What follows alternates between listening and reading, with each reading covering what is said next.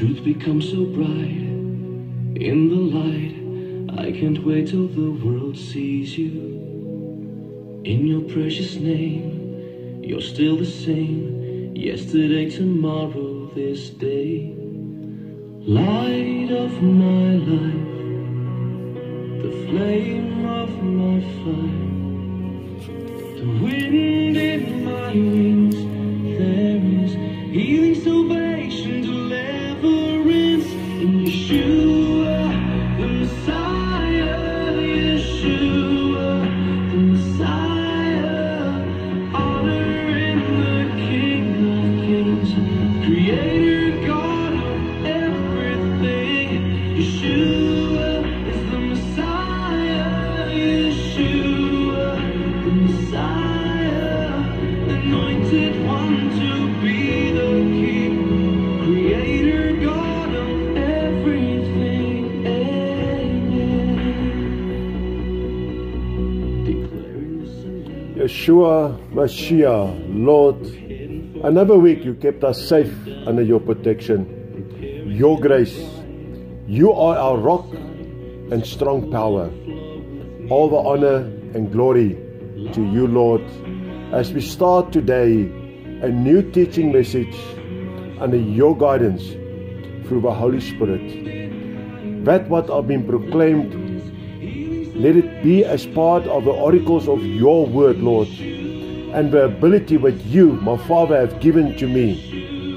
Thank you, Lord, for each and every one who you've touched to tune in onto this program right now. In the name of Jesus, amen. Yes, it's that time again. What time, you ask? It's the two-edged sword time, meaning it's Sunday around 6:30 p.m. in South Africa.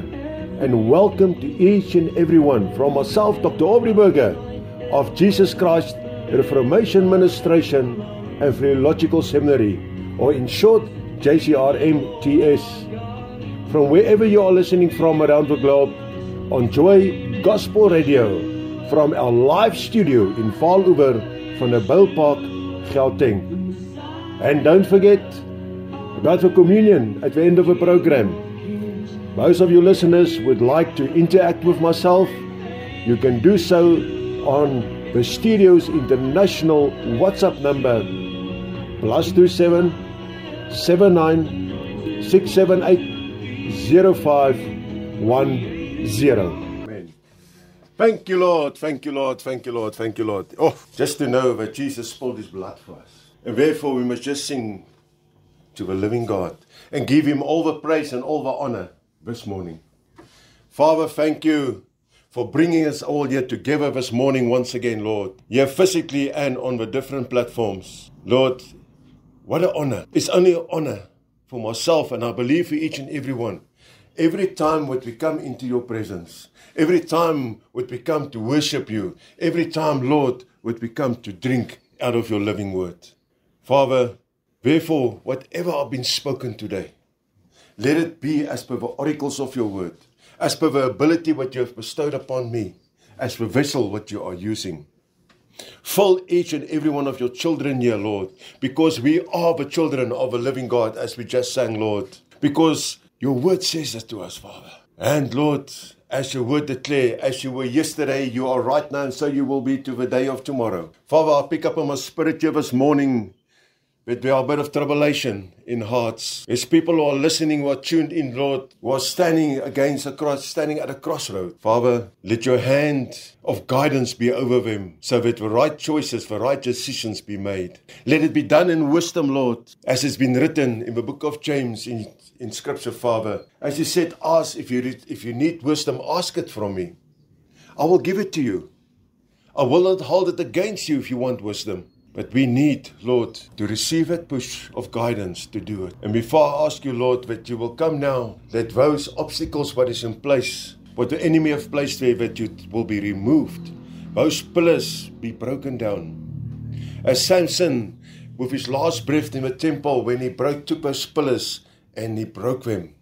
And they took all those Philistines with him. So this morning, Lord, we stand before you and we say we are breaking those pillars. and we're taking Satan, the devil, and his demons with, that they go to the place where they belong. We remind them of their future, although they keep on reminding of our past. Our past is gone, Lord, because you have forgiven it. And therefore, Father, we remind him once again this morning of his future. His future and his demonic forces' future are none other as the fire pit of hell. And that is where their end story will end. That's where they will find themselves for eternity. I thank you, Father, for your grace, for your blessings, for your mercy. In the name of all names, Jesus Christ, our Lord and our Savior. Please be seated. Special welcome this morning to Tony. Tony, it's a pleasure to see you here. I believe it will be one of many. The Spirit will touch you this morning abundantly. For those of our listeners who are tuned in on the social media networks, I'm not going to tell you what to do. You all know what to do, what buttons, but which buttons to push, to like and to whatever and that. Today, we carry on with the last section on rebirth, repentance, and sanctification. And today, we're going to talk about sanctification. But let's just recap. We started off with part 1 regarding rebirth. Rebirth occurs when the Holy Spirit works faith in your heart through the word of the Lord. And John 3 verse 5 to 8 made it quite clear to us. When Jesus told everyone, he said to them, I say unto you, each and every one, except a man be born of water and of a spirit, he cannot enter in the kingdom of God. That which is born of the flesh is flesh, and that which is born of the spirit is spirit. Marvel not that I said unto you, you must be born again. The wind blow where it listens, and thou heard the sound thereof, but cannot tell where it comes and where it goes. So is everyone that is born of a spirit. And how do we get born into the spirit and out of the spirit? By accepting Jesus Christ as our Lord and our Savior. And I know many people say, but I have done it 20 years ago, 50 years ago, 2 days ago, 2 hours ago, whatever the case may be. Once again, there's a huge difference to say that I know Jesus, acknowledge Jesus, and then to have really accepted Jesus into your heart. And therefore, it's important if you say, but I have really accepted Jesus into my heart, that you do repent your sins on a continuous basis. Not a regular basis, on a continuous basis. We don't go once a month or once a year and go and sit in a booth and say, Father, forgive me for I have sinned.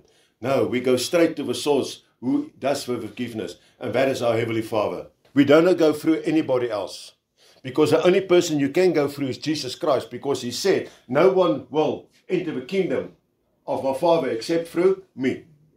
And that's why everything what we do and everything what we ask, we do by the name and through the name of Jesus Christ. When in part 2 we spoke about rebirth and repentance, because rebirth is fully God's work, while repentance involves both God's work and your obedience. And your obedience is to repent your sins. Your obedience is to refrain from doing sin. Because repentance comes through the preaching of God's work, which encourages you to obey God's will while you're doing his work and while you are living and trying to move into the footsteps of Jesus. Obedience is important for God, but human nature is that we are disobedient. I mean, we can, I think, pull out a list right now if we start with disobedience, how we are disobedient every day in our lives. Every one of us. We're not standing here included. Because sometimes just our thoughts wander away and we think about earthly things and we do not go and go to the Lord and say, listen, this is this in your will or not? And when it's not in his will, we won't repent about it. We just accept, okay, fine, I made a mistake. That's why Matthew 3 verse 2 tells us, repent you, for the kingdom of heaven is at hand. And the kingdom of heaven is very close. The second coming of Jesus is very, very, very close. I know there's scholars who says that, we've waited for over 2,000 years already. We're probably going to wait for another 200,000 years. Not if we go to the book of Revelations and we go and see what the Apostle John on the revelations he have given us there, when he was taken up to heaven to show what is going to happen in the end times. And that's why people doesn't like the book of Revelation. But if you go on social media lately, you will find that a lot of preachers, apostles, priests, teachers are dissecting the book of Revelations, talking about the book of Revelation, preaching about the book of Revelation. Something that a couple of years ago was a taboo subject. People were too afraid to touch it.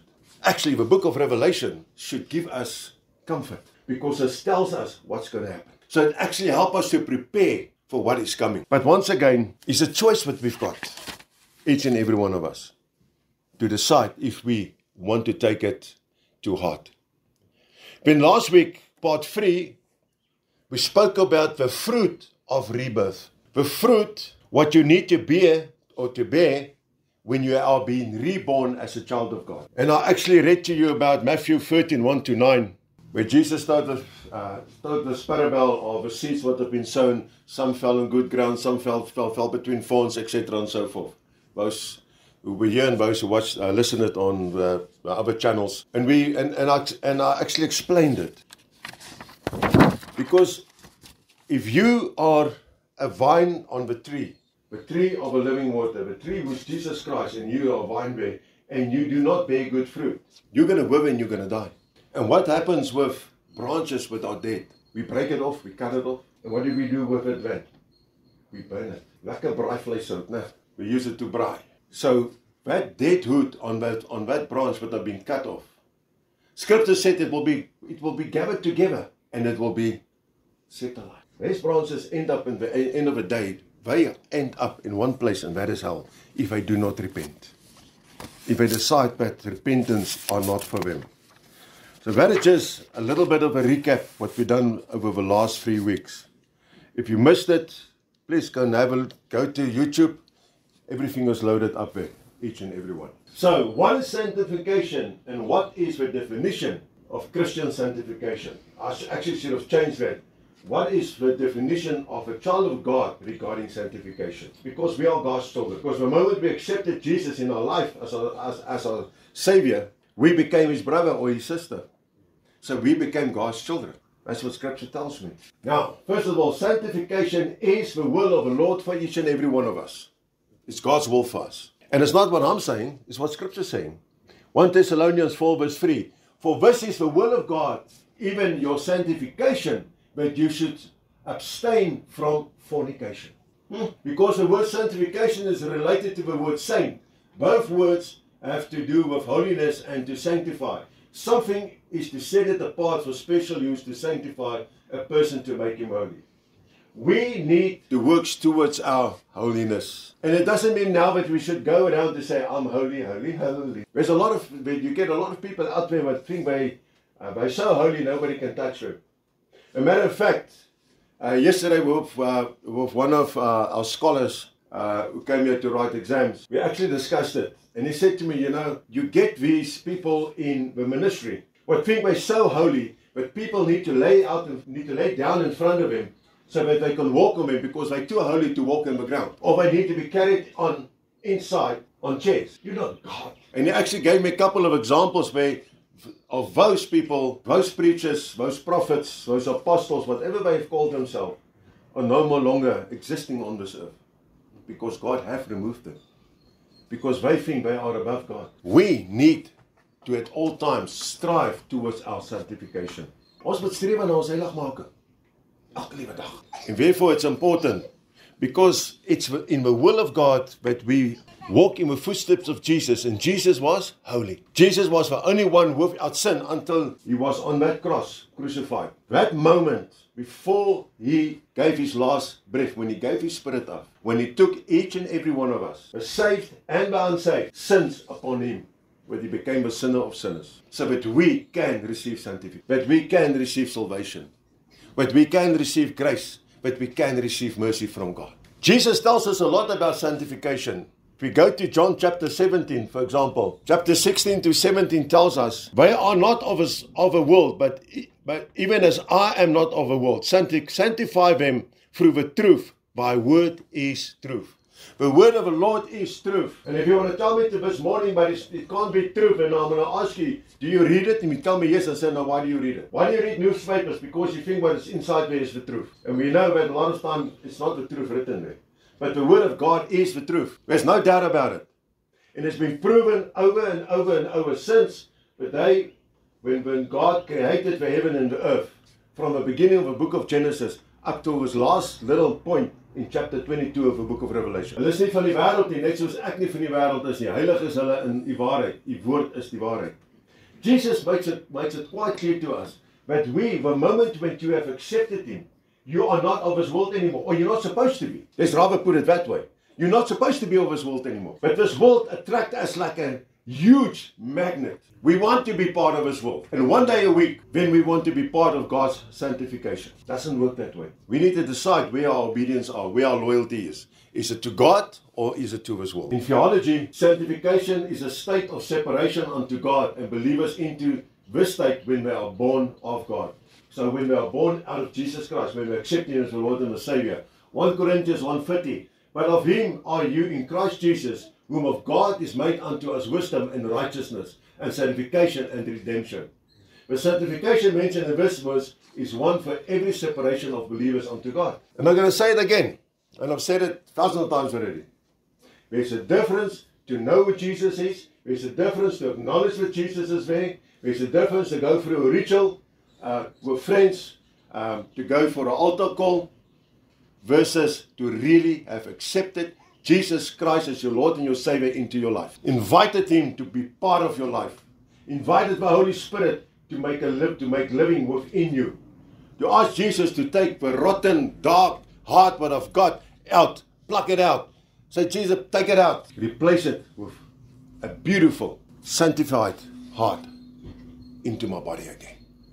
So that I can bear good fruit and nothing else. God performs an integral part of our salvation and our connection to Jesus Christ, our Lord and our Savior. Because Hebrews 10 verses 10 tells us, by the which we are sanctified through the offerings of the body of Jesus Christ once for all. And that's why theologians sometimes refer to the statement of holiness before God as positional. Sanctification is related to justification. But the apostle tells us here, we are sanctified through the offering of the body of Jesus Christ, once and for all. And when we do a communion, what do? We acknowledge the body of Jesus Christ. We acknowledge what happened, how that body was broken for us. We acknowledge His blood what was flown for us to be washed clean. Are you holy? Because you know what? Each and every one of us are positionally holy. Meaning that we are set free from sin by the blood of Jesus. By the blood of Jesus. And we need to try to stay in that holy state what we have been placed in. And the best of all is, you know what is so wonderful? When we do sin, God doesn't turn around and say, Oren, you know what?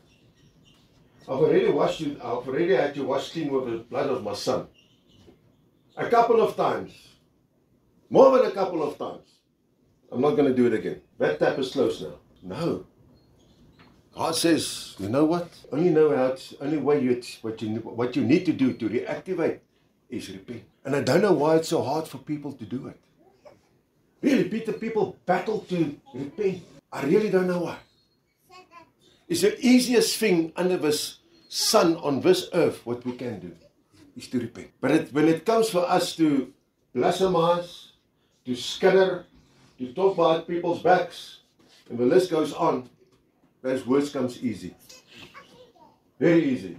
But when it comes to repentance, we don't know what to say to God. We don't know. It's like the enemy comes and he waves that little magic wand and he says, abracadabra, you can't say a word now. And he installs that fear into us. And we all know fear is a liar. God said we don't need to fear. We don't need to fear. Because He hasn't given us a spirit of fear. Acts 13 verse 39.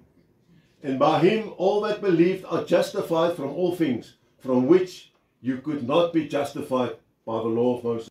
And by Him all that believed are justified from all things, from which you could not be justified by the law of Moses. And we all know by the law of Moses is meant that the sacrifice was done once a month at the temple. Now you don't need to wait a month at all. If you committed sin this morning, right now you can ask for redemption. You can repent it, and it will be granted to you. God's not going to hold it against it. But remember, repentance comes out of a heart, and you need to mean it. You need to do it truthfully. Not just, okay, sorry God, I've sinned. Just forgive me, please. No, that doesn't work. You need to mean it. You need to repent with your whole heart, with your whole mind, your whole soul. Dat elkeen wat glo deur hom geregverdig word van alles waardeur jy deur die wet van Moses nie geregverdig kon word nie. You see, because by the law of Moses, you couldn't be justified for everything. But that changed the day when Jesus died on that cross for us. And we still know that we sin on a daily basis. Are there anyone here today that can tell me, I don't sin? I am completely sin-free. Since the day I've accepted Jesus in my life, I've never sinned again. Well, I cannot. When it comes to that, I'm standing right behind the queue because I cannot say it. Because we sin on a daily basis. Even just if we are working and something happens and you hit your finger with a hammer and that sewage tanks burst open. What are you doing? Are you swearing to glorify God now? No, you are becoming disobedient to Him by using those sewage woods. But it's fine. God understands. All you ask, repent about it. Acknowledge that you've made a mistake. Acknowledge that you will do your best not to do it again. That's all God asks. But we rather keep quiet. It's not so serious. Maybe God didn't hear. Isn't it? 1 John 1:10 reads as follows. If we say that we have not sinned, listen clearly. If you say that you have not sinned, we make him a liar, and his word is not in us. If you say that you have not sinned, you make actually God a liar.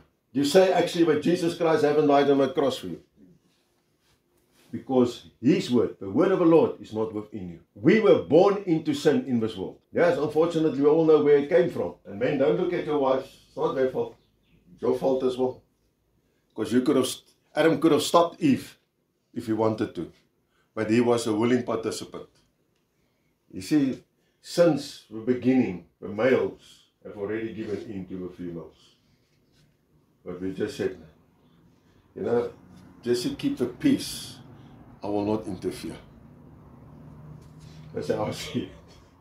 A lot of people don't agree with me, but yeah, Adam wasn't in the mood for an argument to say, if you're not allowed to do that. Hey, keep still or you're going to sleep in another cave tonight. Eh? No, we need to acknowledge that we are sinners still. But we still do commit sin. Yes, we do our utmost best to avoid it at all times. But we all know, sitting here today and listening, that have become basically an impossible thing to do. Because Satan the devil will make sure that it becomes impossible for us. Even if it's just to let this person quickly, as you drive, swerves in front of you. Because without thinking, the sewage tank goes open. Or a gesture has been done. After that, we remember what I've done now was wrong. It's fine. At least you acknowledge it, but what do you do with it? Do you say to the Lord, Lord, I know I was wrong. Forgive me, help me not to do it again. Or do you just keep quiet and carry on? As ons sê dat ons nie gesondig het nie, dan maak ons hom tot 'n leenaar en sy woord is nie in ons nie. Now, if we look at progressive or experimental sanctification, as it is sometimes also called, it is the effect of obedience of the word of God in one's life, and it's the same as growing in the Lord or spiritual maturity. Growing in Jesus Christ, our Lord and your Savior. Growing in the word of the Lord. The word, what is a living word. And that's why 2 Peter 3 verse 18 tells us, but grow in grace and in knowledge of our Lord and Savior Jesus Christ. To Him be glory both now and forever. Amen. Now and forever be the glory in Jesus Christ, our Lord and Savior. As we go through the scriptures and if we listen to this, and when I worked on this teaching, I actually realized how privileged we are. We are so privileged to be God's children. And those who are not God's children yet, what they are missing, because they can receive exactly the same privileges what we've got. They just need to accept Jesus in their life. And it's our work to ensure that that happens. We need to do our utmost and keep on telling them about Jesus and what Jesus has done. Because the moment you accept Jesus Christ as your Lord and your Savior, God starts the work of making you like Jesus, to follow in His footsteps. And God has never stopped that. God has never stopped that. Philippians 1:6, being confident of this very thing, that He which hath begun a good work in you will perform it until the day of Jesus Christ. until the day of the second coming of Jesus Christ. God is never going to stop to work in you to become better and better and better in His will. We all know what Scripture tells us, that before you were formed in your mother's womb, God had already set out your path for you. And that path wasn't a path of hardship. It wasn't a path of poverty. It wasn't a path of sickness. None of that. Of worries, etc. No, it was a path of blessing. But we decide the moment that we can start following our own will from childhood. But we start to think that we are already big and clever, that we can to do our own thing, our own will. And when it just carries on.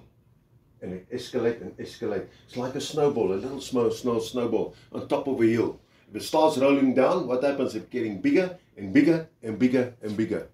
Until it eventually bursts. And that is how our lives become. Until that snowball of a life of ours bursts and we really realize now, we are in dire straits. That's usually when people turn to Jesus Christ. Sometimes it's too late. Sometimes it's just in time.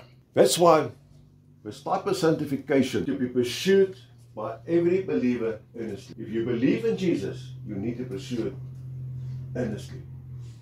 1 Peter 1:15. But as He which hath called you is holy, so be you holy in all manner of conversation. What does it say? In all manner of conversation, right?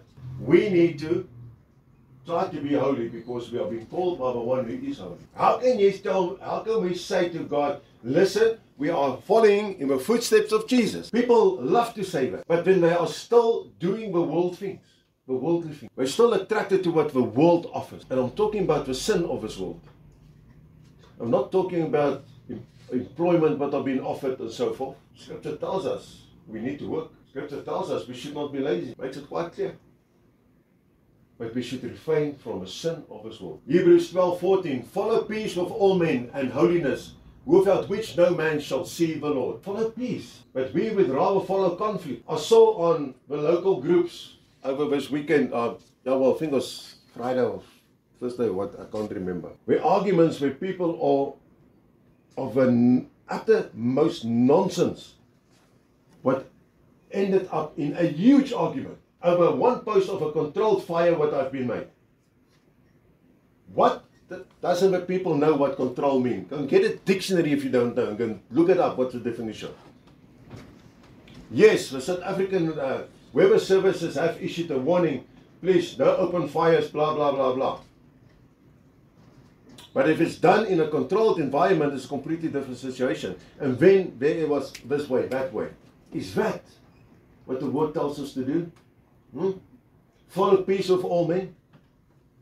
And remember when Scripture talks about men, it talks about male and female. That is not what Scripture wants us to do. And I can guarantee you, you can go and ask all those people, are going to tell you, no, we are Christians. We believe. Someone may not believe in the living God, but they believe in something. But our Lord and Savior tells us, follow peace with all men. Jaag die vrede na met almal. But we don't do it. But we want to say that we want the sanctification of the Lord. Now, we're affected by the application of the word. John 17:17. Sanctify them through by truth. By word is truth. Because God's word is truth. And that is what Jesus said to the disciples. Sanctify them through the truth. The truth is God's word. Progressive sanctification has in a view that setting apart of believers for the purpose of which they are sent into this world. That's why John 17:18-19 tells us, "Thou hast sent me into the world, even so I have also sent them into the world. And for their sakes I sanctify myself, that they also might be sanctified through the truth." Jesus gave us a mandate. He gave us actually instructed and said, go out and make disciples of all nations, of everyone. Jesus, you accepted him. You became his disciple. You have been sanctified. And he says, as you have been sanctified, as I sent you out in this world, go and sanctify those, so that they can go further and go and sanctify the others. The time has come, beloveds, that we stop sitting on our backsides and just wait for a small group of people to do this. Each and every one of us have been mandated to ensure that as much as possible souls end up in heaven. Jesus went to prepare a place for each and every person on this earth, the saved and the unsaved, because he doesn't want the unsaved to go to hell. He wants them in heaven. God, I lately got to this point to say, listen, I know the hell is full already, but let's not make it fuller. Let's make a dent in it and get those people safe so that they can go to heaven. So that they can take up their rightful place by our Lord and our Savior. Progressive Jesus set himself apart from God's purpose is both the basis and the conditions of our being set apart. In John 10:36, say you of him who the Father has sanctified and sent him into the world, thou blasphemous because I said I am the Son of God. They blasphemize God because he said he's the Son of God.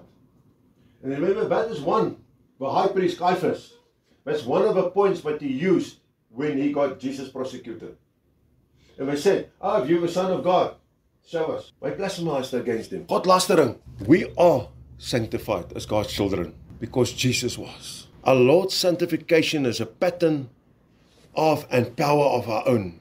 The sinning and sanctifications are inseparable. On this account, we are called saints, hagio in Greek, or sanctified ones. Prior to salvation, our behavior bore witness to our standing in this world in separation from God. But now our behavior should be a witness to our standing before God in separation from this world. Scripture tells us, Apostle Paul makes it clear to us, you're either for God or you're against God. Because if you are for the world, you are against God. If you prefer the worldly things, the sin what the world offers you. And I just get the feeling people think, he talks now again about, we mustn't chase money and that. No, you mustn't chase it. God will provide for you what you require, when you require it, according to his will. But when money becomes your master, it's sin. And it's sin. Anything what becomes your master in the end of the day. If it's money, if it's alcohol, if it's drugs, if it's food, whatever the case may be, then you are giving in to the world. Because now you start chasing that, and that is a sin to do such. I heard the other day, people spoke about fasting as one of our Zoom classes what we attended. And the person said, what we decided on our fast, what we're going to cut out. All forms of fruits. Because this person had a very sweet tooth. The person said in one of the sessions which I had with a client, that even told them, just take that stuff because it's calling my name. Knowledge happens where I acknowledge why we're addicted to it. I can't be without it. Stage in my life, I also be like that. Get rid of one addiction and then another one starts. Stop the addiction of alcohol. First stop the addiction of smoking, then I stopped the addiction of alcohol. And then I got a new one, and that was chocolates. I love it. I couldn't go a day by without not having a slap. God took it away. He made sure, he put things in place to make sure that can stop. Because he gave me a new addiction. Addiction what I do not want to be without. And that addiction is to study his word. Listen to his word. Listen to his gospel music, to his praise and worship. And that's an addiction what the enemy wants to try to get me off. And that I'm going to stand fast on. I will be grounded. And I will keep on saying no. That is an addiction I will keep. Those other worldly addictions you can have. Take it for you. I don't want it. Hebrews 10:14. For by one offering he had perfected forever them that are sanctified. By one offering. And that offering was Jesus Christ, our Lord and Savior, on that cross. Right? Want die offer dat hy vir altyd volmaak die wat geheilig word. There is when the first sense in which the word sanctification is used in Scripture, a complete or ultimate sanctification. And this is the same as glorification, as Apostle Paul prays in 1 Thessalonians 5:23. And the very God of peace sanctify you wholly. And I pray, God, your whole spirit and soul and body be preserved blameless unto the coming of our Lord Jesus Christ. En mag hy die God van die vrede julle volkome heilig maak. En mag julle gees en siel en liggaam geheel en al onberuslik bewaar word by die wederkoms van ons Here Jesus Christus. Are you guys aware of this prayer? You see, when we go into the Word, there's a lot of hidden, I'm not going to call it, don't want to call it secrets, but there's a lot of hidden things there, what we're supposed to know. But we need to take the time to go and look for it. To go and look for it. And this is actually a prayer which you can say, and the very God of peace sanctify myself wholly, and I pray unto God that my whole spirit and soul and body will be preserved blamelessly unto the coming of my Lord Jesus Christ. You can make it your own. Right. The English Standard Version says it as follows. May the God of peace himself sanctify you completely, and may your whole spirit and soul and body be kept blameless at the coming of our Lord Jesus Christ. Paul speaks of Christ as hope of glory and links the glorious appearance of Christ to our personal glorification. When Jesus Christ, who is your life, appears, then you will also appear with him in glory. And I think that's what we all want. That's what we all want. We want to appear with him. We want to be part of it, 144,000. Now, I mean, 144,000 sounds a lot, but it's not a lot if you look at all the billions of people on this earth. But we can work towards it on our sanctification to be part of it. Colossians 1 verse 27. To whom God would make known what is the riches of the glory of his mystery among the Gentiles, which is Christ in you, the hope of glory. Chapter 3 verse 4. When Christ who is alive shall appear, then shall you also appear with him in glory? It's a question that has been asked. Will you appear with Christ when he appears or not?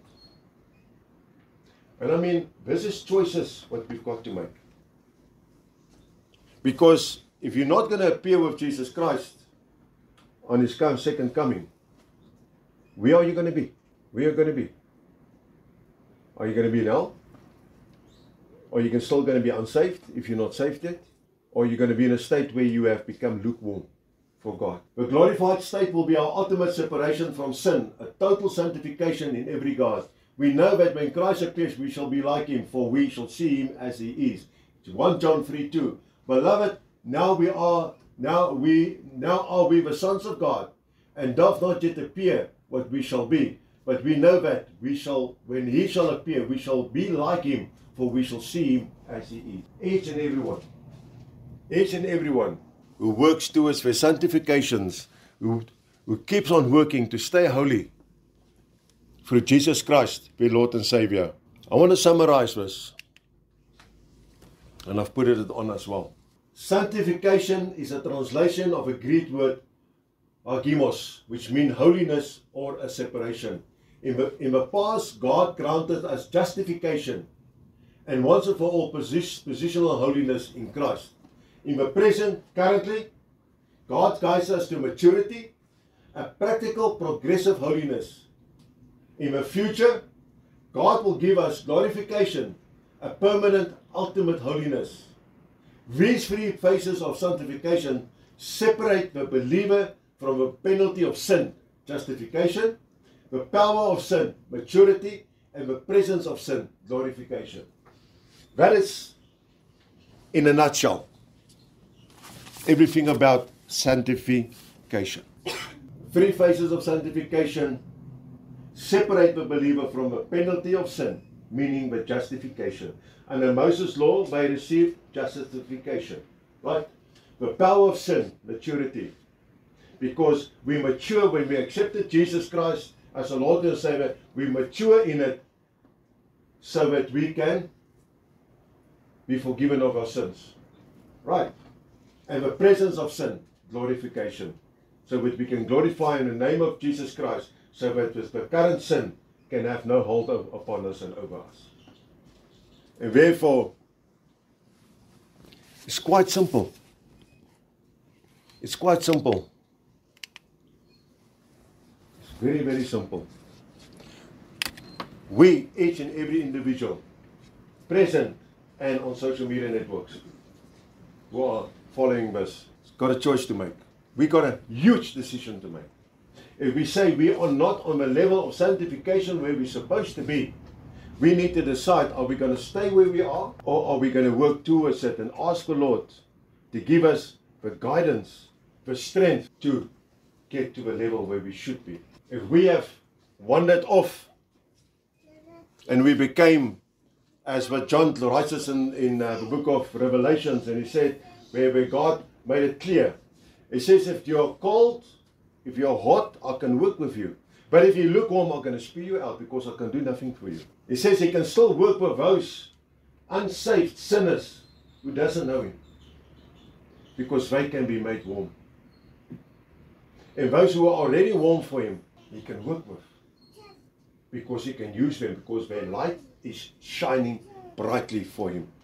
But those who are lukewarm doesn't know what to do. They don't know what they want to do. And therefore, if and when we find ourselves in the lukewarm states, we need to say, enough is enough. I don't want to be lukewarm. I want to be warm for Lord, for my Heavenly Father.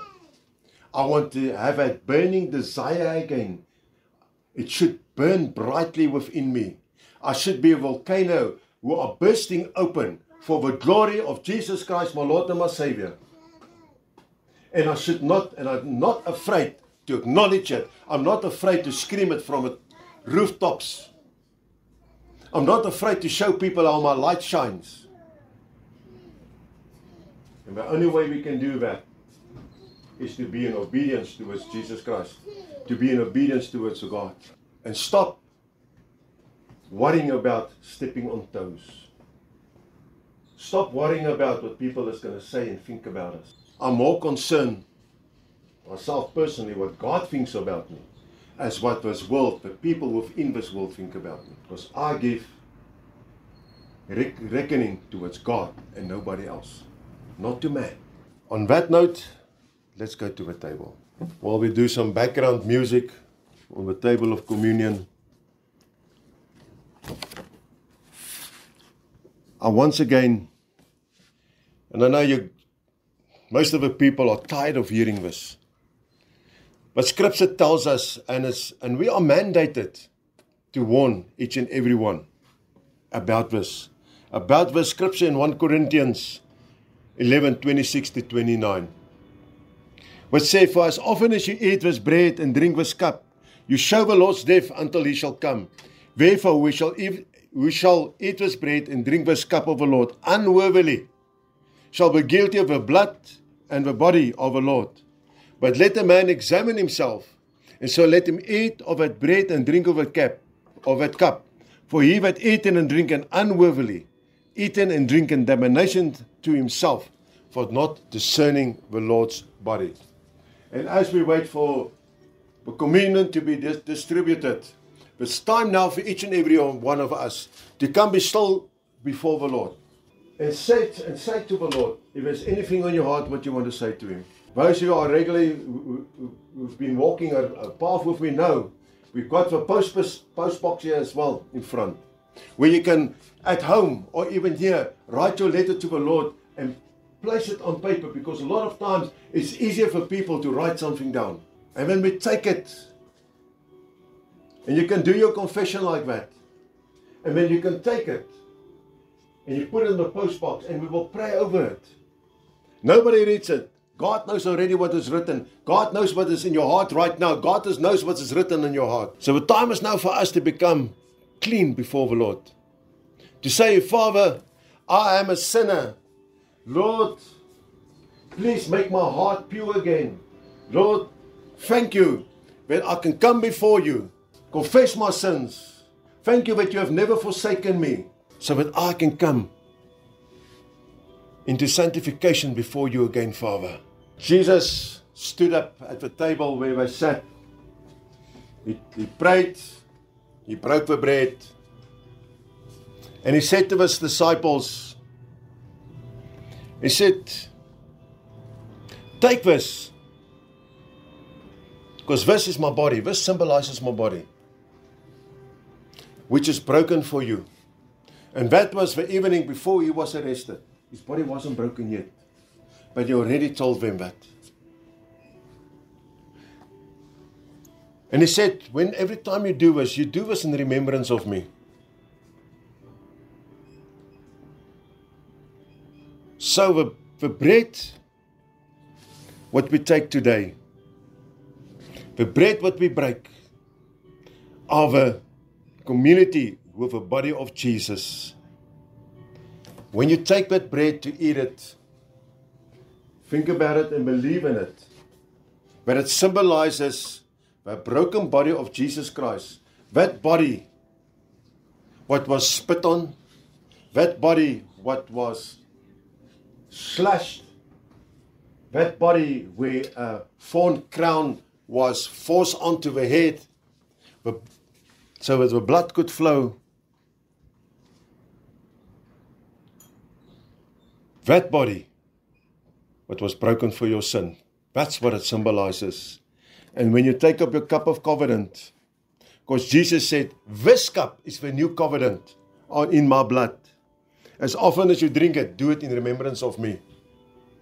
Because the cup of covenant that you got in front of you and in your hands right now symbolizes that precious blood of Jesus Christ. That blood, what washes you clean as a show. That blood, when you come to Jesus and you say, Lord Jesus Christ, accept you as my Lord and my Savior. Please, Lord, forgive me my sins. Wash me clean. That is the blood what He will wash you clean with. Whiter as snow. And that's when you take it up. Believe in faith. But it symbolized the precious blood of Jesus. What was called under for the total reconciliation of all your sins. Beloveds, wherever you find yourself right now, yes, we may be time zones apart, but we are still one in the body of Jesus Christ, our Lord and Savior, right now. Please, let's become still together in front of the Lord and partake at the table of communion. Amen. Thank you, Lord. Thank you, Lord. Thank you, Lord. Before we close off with prayer and do our last praise and worship song,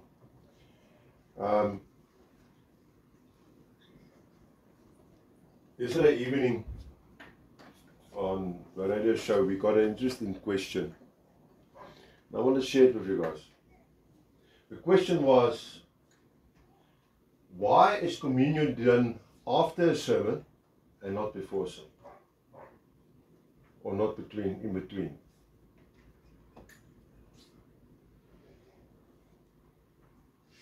So I've put it out there to the public, to the listeners, to let us know on the studio's WhatsApp group. Still waiting for some answers.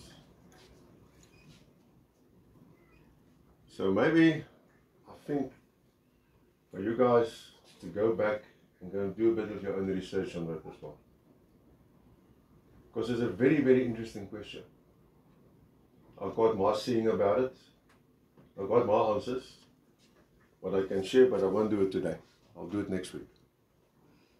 Because next week we're going to do something different. This week I came across something, and the Lord said to me, you know what, it's time that the people of this world start to know. What is the difference between my calendar and the calendar you people are currently using in this world? And there's a teaching what I came across, and I listened it out, and then I went to scripture and I looked at it and that, and it's mind-boggling, believe me. The way this teacher, this theologian teacher put it out, I can't do it better than that. So I'm going to use that next week for us to listen to it, and then we're going to discuss it. Because I think it's important that each and every good child of the Lord knows that the current calendar that we use, and I think majority of us are aware of it, isn't the original calendar. But it's important for us to know how God's calendar in today's time still fits in.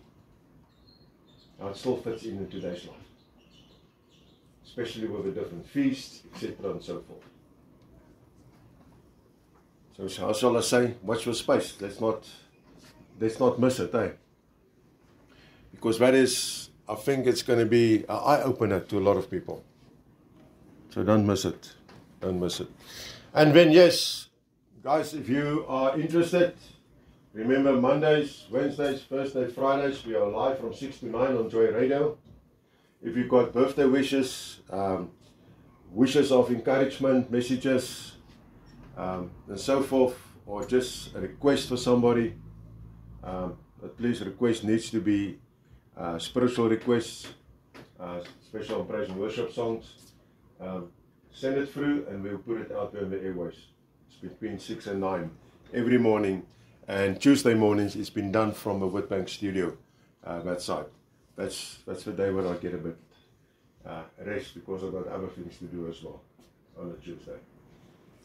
So yeah, that is that. When I want to get some feedback, not now. We need to decide if we're going to do it the last Sunday of September or the first Sunday of October. But we're going to do our traditional spring day sermon, where we invite other congregations and so forth in as well. But I want to keep it this year quite simple. I don't want what do we call it, those poopa bands and go back to that extreme again. Right? We come, we do something like maybe just like that. At the States, 1 year we done a Brigham Braai, that worked quite well. That one we done. So please think about it. Let me know what your feelings about it, because I mean, it's not my decision, it's our decision. Because we do it for the glory of the Lord, not for ourselves. And it's as a good way of inviting people who have not been saved as well to reach them.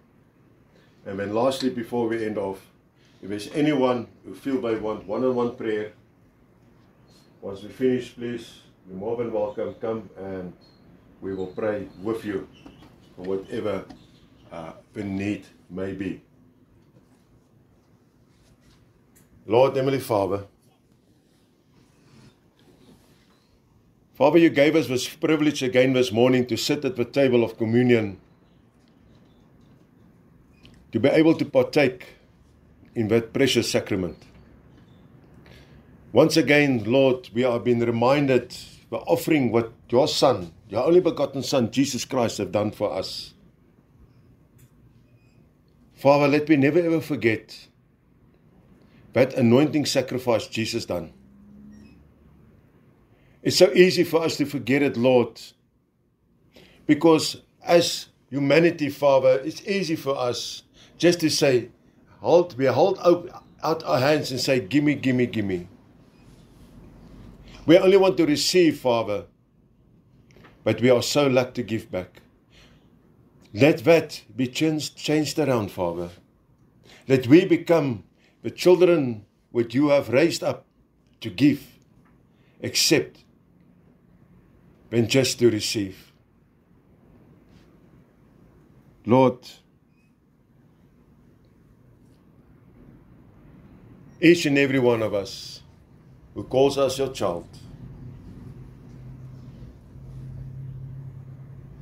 we want to be sanctified, Father. We want to walk in the footsteps of your Son, Jesus Christ. And therefore, Father, I come to you and before you right now with a heart of purity. Not out of a heart of just wanting, the heart with just got demands, Lord. But out of a heart of purity.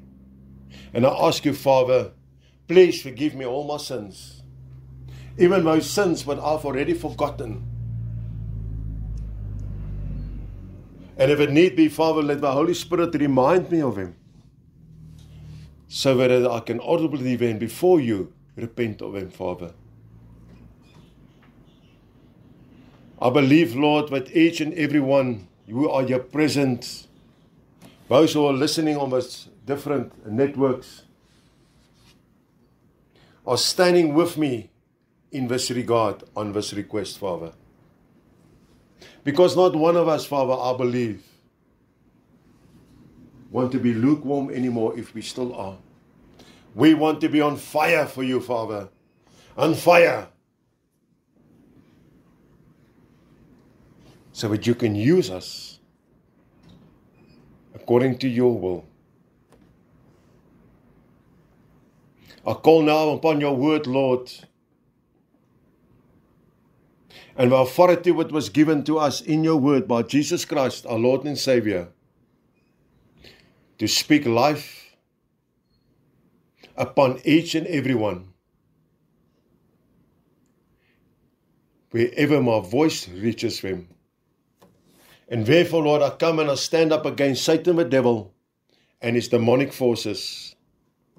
Yes, Lord, where they were instructed to go from place to place, from child to child, to destroy, steal, devour, to wreak havoc, to enter into contracts. I come now, Lord, and I break those chains. I break those binds. I remove those contracts. I destroy them. I declare whatever they have done, that it have been restored in fullness. And that it will have no further effect on your children's lives. In the name of Jesus Christ, our Lord and Savior. Therefore, Lord, I believe in my heart that life was spoken over each and every one who are listening to my voice right now. Yes, Lord, over their health, marriages, relationships, financial situations that they may find themselves in, businesses that you have given them, workplaces of employment where you have placed them, Father, and then there's personal and spiritual life. Thank you, Lord, that we may receive your protection, that we may receive your blessings. As you have said to Moses, Lord, bless my people. I come now before you, Lord, and I declare that you bless and keeps each and every one, that your face shines over each and every one, and that you lift your countenance over them. I place the name of our Heavenly Father upon the hearts of each and every child. Our Heavenly Father gives you peace. I declare this, I pray this, in the name of Christ Jesus, our Lord and our Savior. Amen and amen.